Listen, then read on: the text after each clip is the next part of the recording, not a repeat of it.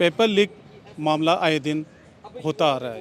राजधानी में एक नई ये परंपरा चालू हो गई, कोई भी परीक्षा हो पेपर लीक। गांव से लोग पैदल चल के, बसों में चल के, कैसे गरीबी में जी कर परीक्षा देने आते हैं और बाद में आने के बाद इनको पता लगता है पेपर लीक हो गया, उनकी मेहनत पे पानी फिर गया। पुलिस को इतनी अभी तक सफलता नहीं मिल पाई है। भूपेंद्र सारण को कल एक गिरफ्तार किया है और गिरफ्तार करने के बाद में इससे पता करते हैं भरत बेनीवाल जी से कि इस पे लगाम लग पाएगा या नहीं। जी देखिए, लगाम ये लोग लगा देंगे तो अच्छी बात है, नहीं तो अभी 7-8 महीने चुनाव के बचे हैं, जनता ऑटोमेटिक इन पे लगाम लगाने वाली है। और ये पिछली बार तो मान लीजिए भाई इससे पिछली बार तो 21 जीत के आए थे, मिनी बस में बैठ के आए थे। और अब की बार ये हालत हो जाएगी कि कुछ इन्हीं के मंत्री कह रहे थे, बोले फॉर्चूनर में बैठ के आएंगे। और मुझे तो ऐसा लग रहा है जिस तरह से माहौल चल रहा है उस तरह से मोटरसाइकिल पे 2 लोग हेलमेट लगा के बैठते ना नियमानुसार। वैसे नियम तो ये रखते ही नहीं है, नियम कायदे से तो ये कभी चले ही नहीं। नियम कायदे से चलते तो शायद मेरे हिसाब से आज ढंग से काम होते।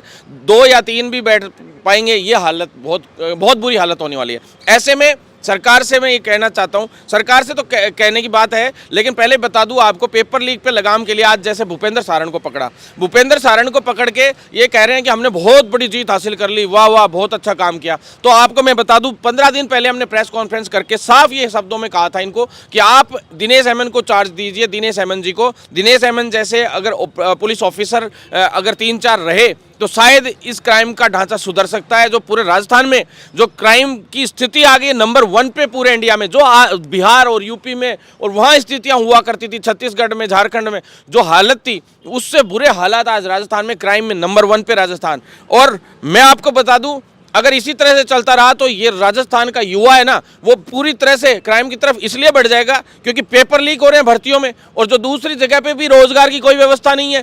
तो ऐसे में बेरोजगारी सबसे बड़ा कारण होती है क्राइम को पनपाने के लिए।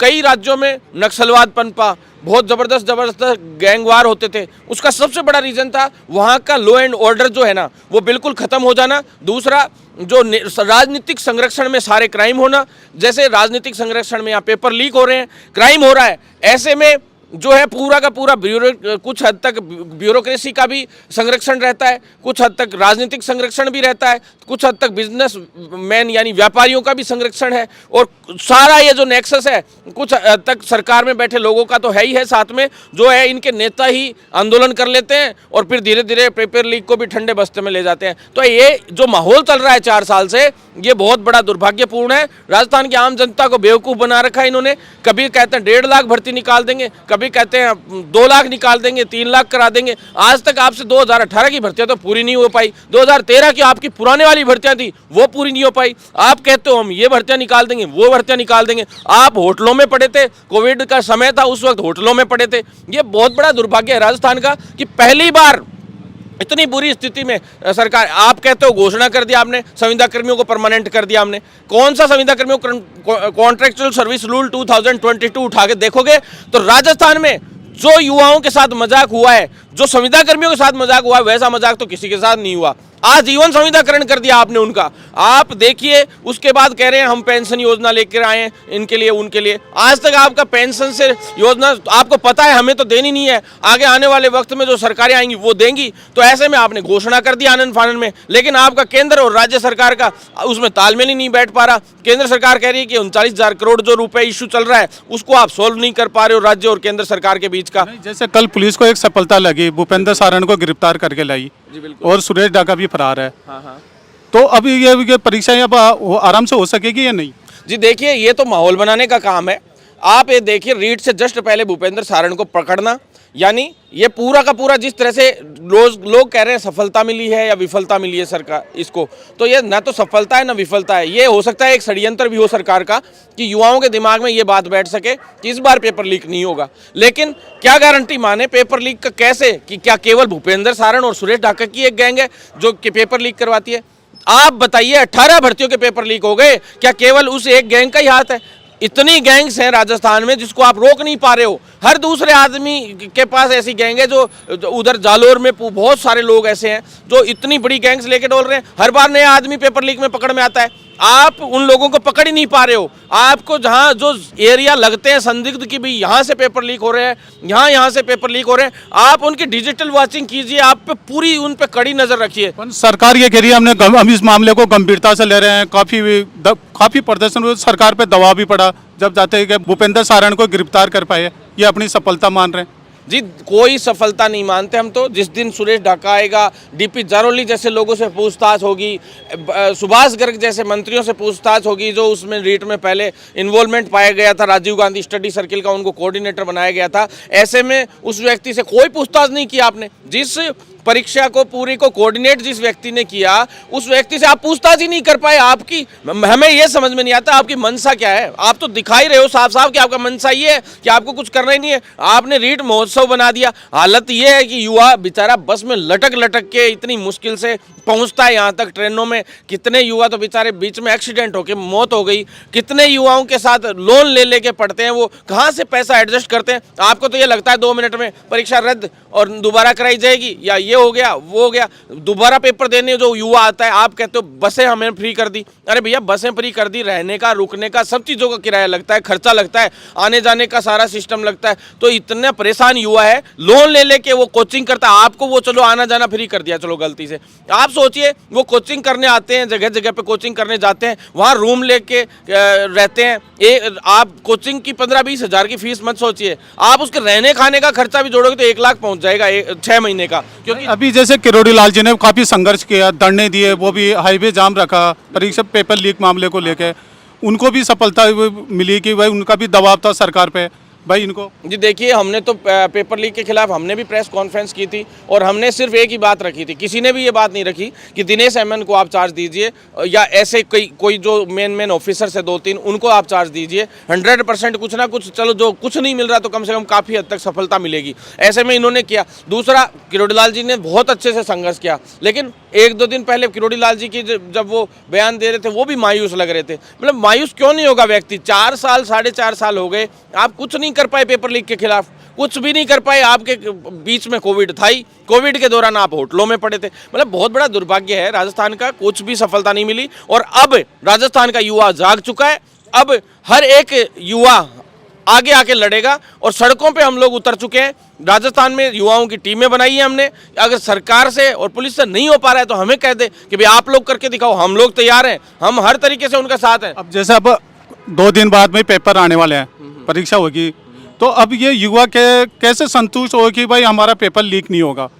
जी देखिए उनको तो भरोसा ही नहीं है युवाओं को तो कि भाई अब तो शायद कोशिश ये करेगी सरकार, अगर पेपर लीक हो भी रहा होगा, मैं तो इतना मानता हूँ जहाँ तक मुझे लगता है, क्योंकि देखिए अभी वहाँ अधिवेशन चल रहा है रायपुर में। अधिवेशन के दौरान भाई इन्होंने छवि बनाने के लिए हो सकता है भूपेंद्र सारण को यहाँ लेके आए हो, या फिर रीट का जो पेपर है उससे पहले भूपेंद्र सारण को पकड़ के दिखा दिया कि अब पेपर लीक नहीं होगा।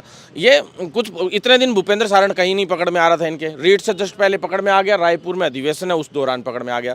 दूसरी बात ये है कि भाई ये जितने भी जो अदर जो गैंग्स हैं उनको ये पकड़ नहीं पाए, सिर्फ और सिर्फ बधाई लेने का काम भी हो सकता है। ऐसे में सरकार को हम तो इतना कह रहे हैं कि भाई सरकार इसमें अगर चाहती है कि भाई इनको रोका जाए तो अभी से डिजिटल वॉचिंग शुरू कर दे। चप्पे चप्पे पे जो है, जो एक बसेस पे नज़र रखी जाए, एक होटल पे नज़र रखी जाए, एक जहाँ भी युवा रुकता है वहाँ पे नज़र रखी जाए। और जो जितने पुरानी गैंग्स जितनी भी थी जो आज तक पकड़ में आए पेपर लीक में या उनसे संबंधित जुड़े हुए लोग हैं, उनके एक लिस्ट बना के और उन सब लोगों पे वॉचिंग रखी जाए। सरकार कह रही है हमने कमेटियां बना दी कि अब आज के बाद पेपर लीक नहीं होगा।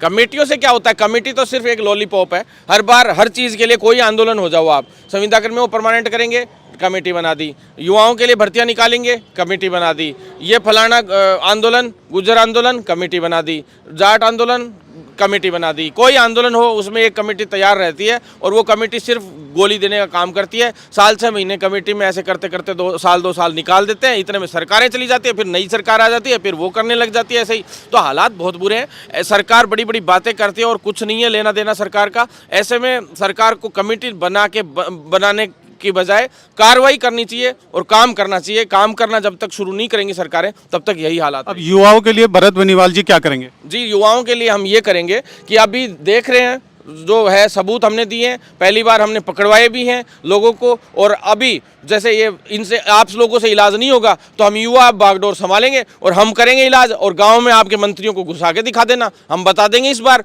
वोट मांगने आ जाना आप लोग, हम बता देंगे। कांग्रेस के जो विधायक और मंत्री आएंगे तो उनको वोट हम दे के दिखाएंगे कि कैसे दिए जाते हैं वोट। आप लोगों ने, किसी भी मंत्री ने चूं तक नहीं बोला पेपर लीक में, किसी भी विधायक ने, कांग्रेस के विधायक ने चूं तक नहीं बोला। क्यों नहीं बोला आप लोगों ने? भाई आप लोग बोलना चाहिए था, आप लोगों को इस्तीफे दे देने चाहिए थे। सचिन पायलट जी से भी हम तो यही कहना चाहते हैं, आप कह रहे हो कि भी पेपर लीक हो रहे हैं, हम खुद परेशान हैं, तो ऐसे में सचिन पायलट जी को भी युवाओं के साथ आना चाहिए और इस्तीफा दे देना चाहिए। नहीं तो ऐसे कहने से क्या होगा? कहने को तो मैं भी कह सकता हूं कि पेपर लीक हो रहा है, बस ठीक है।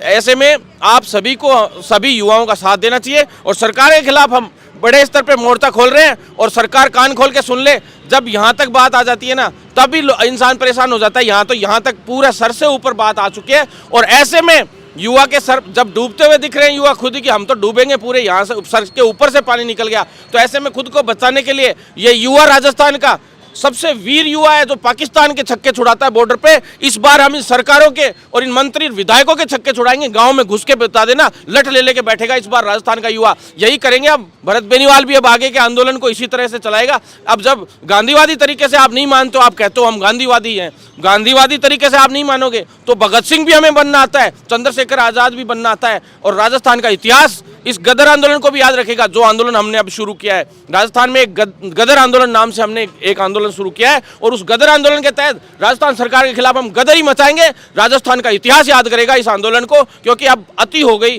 गांधीवादी आंदोलन, सत्याग्रह आंदोलन सब हमने करके देख लिया, लेकिन आप नहीं सुधरे और अब हम सुधारेंगे और राजस्थान का युवा आपको सुधारेगा। पेपर लीक मामले में सरकार की कई मंशा है कि अब इनके मंत्री विधायक कई जो इनका संरक्षण दे दिया आरोपियों को।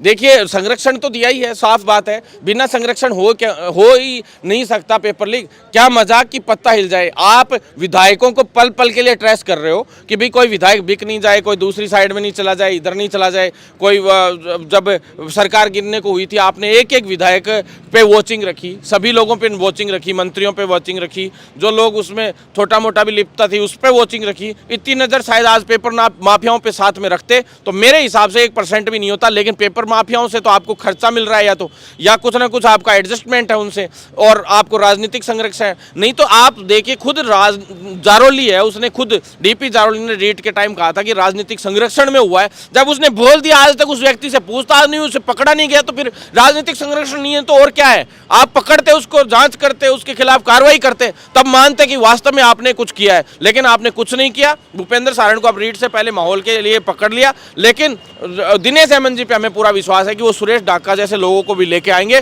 और जल्द से जल्द इसके खुलासे करेंगे। भरत बेनीवाल जी ने कहा कि अब गदर आंदोलन चलाएंगे, गांव-गांव में मंत्री विधायक कोई भी अंदर घुसेगा तो हम उनको एंट्री नहीं देंगे।